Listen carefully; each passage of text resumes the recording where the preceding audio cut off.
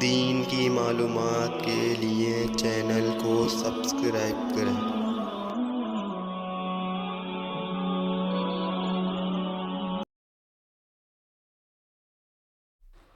بسم اللہ الرحمن الرحیم۔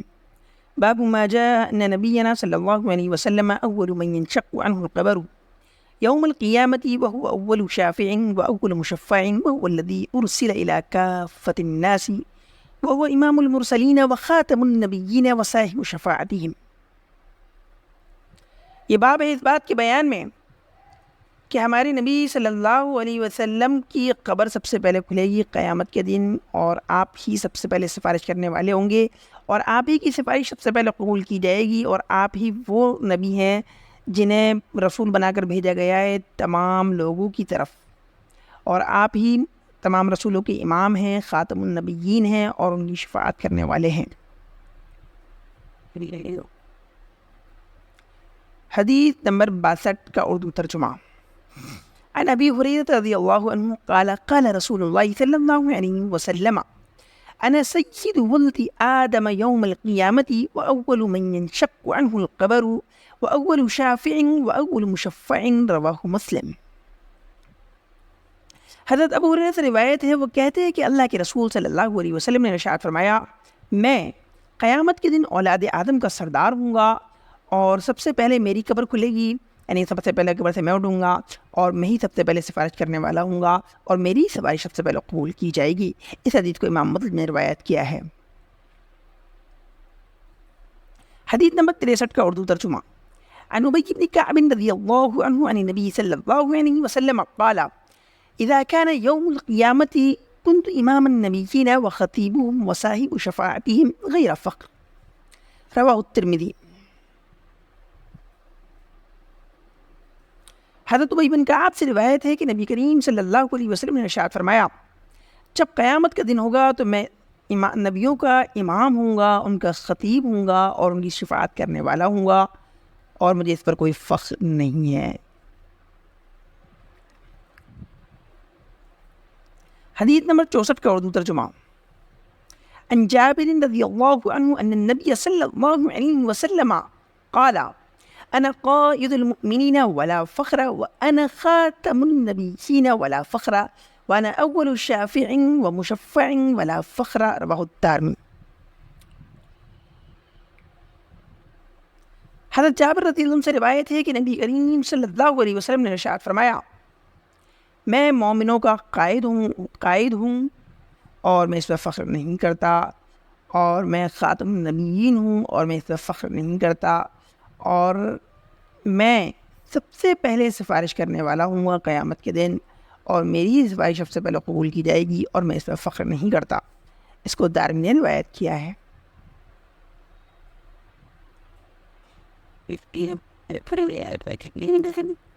حدیث نمبر 65 کا اردو ترجمہ۔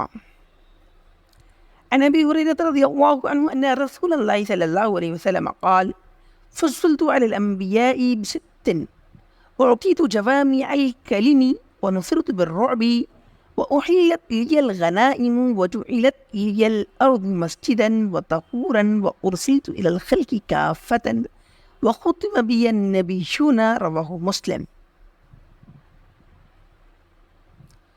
حضرت ابو ہریرہ رضی اللہ عنہ سے روایت ہے کہ رسول اللہ صلی اللہ علیہ وسلم نے ارشاد فرمایا، مجھے نبیوں پر 6 چیزوں کے ذریعے فضیلت عطا کی گئی۔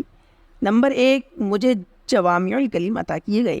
جوامع الکلم ان کلمات کو کہتے ہیں جس میں الفاظ تو کم ہوتے ہیں لیکن اس میں معانی بہت زیادہ ہوتے ہیں۔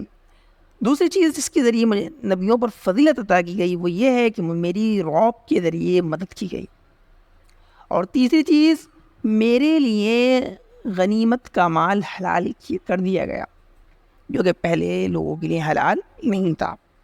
غنیمت اس مال کو کہتے ہیں جو کافروں سے جنگ کرنے کی صورت میں بطور طاقت حاصل کیا جاتا ہے۔ اور چوتھی چیز جس کے ذریعے مجھے فضیلت دی گئی وہ یہ ہے کہ تمام زمین کو میرے لیے سجدہ گاہ اور پاکیزگی کا ذریعہ بنا دیا گیا ہے، یعنی کہ میری امت اور میں زمین پر کہیں بھی نماز پڑھ سکتے ہیں۔ ایسا نہیں کہ صرف مسجد میں جا کر نماز پڑھیں گے تبھی نماز ہوگی، کسی بھی پاک زمین میں نماز پڑھ سکتے ہیں. اسی طریقے سے اگر پانی نہ ہو تو زمین کے کسی بھی حصے سے جو ہے تیمم کر کے پاکی حاصل کر سکتے ہیں. پانچویں چیز جس کے ذریعے مجھے فضیلت دی گئی وہ یہ ہے کہ مجھے تمام مخلوق کی طرف رسول بنا کر بھیجا گیا ہے. جبکہ پچھلے جو نبی ہوتے تھے وہ کسی خاص قوم کی طرف یا کسی خاص ملک کی طرف ہوا کرتے تھے، لیکن میری رسالت جو ہے وہ تمام لوگوں کے لیے ہے اور قیامت تک آنے والے تمام انسانوں کے لیے ہے، تمام ملکوں کے لیے، پوری دنیا کے لیے. چھٹی چیز جس کے ذریعے مجھے فضیلت دی گئی وہ یہ ہے کہ مجھ پر نبیوں کا سلسلہ ختم کر دیا گیا، یعنی میں آخری نبی ہوں، اب کوئی نبی آنے والا نہیں ہے.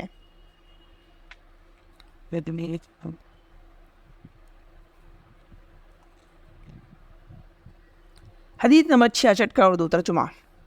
عن انس رضی اللہ عنہ قال قال رسول اللہ صلی اللہ علیہ وسلم انا اول الناس خروجا اذا بعثوا. حضرت انس سے روایت ہے کہ اللہ کے رسول صلی اللہ علیہ وسلم نے ارشاد فرمایا میں لوگوں میں سب سے پہلے نکلنے والا ہوں گا جب ان کو قبروں سے اٹھایا جائے گا. وَأَنَا قَائِدُهُمْ إِذَا وُفِدُوا، اور جب لوگوں کو چلایا جائے گا تو میں ان کا قائد ہوں گا، یعنی ان کو لے کر چلنے والا ہوں گا. وَأَنَا خَطِيبُهُمْ إِذَا أَنصَتُوا، اور جب لوگ خاموش ہو جائیں گے تو میں ان کی طرف سے بولنے والا ہوں گا.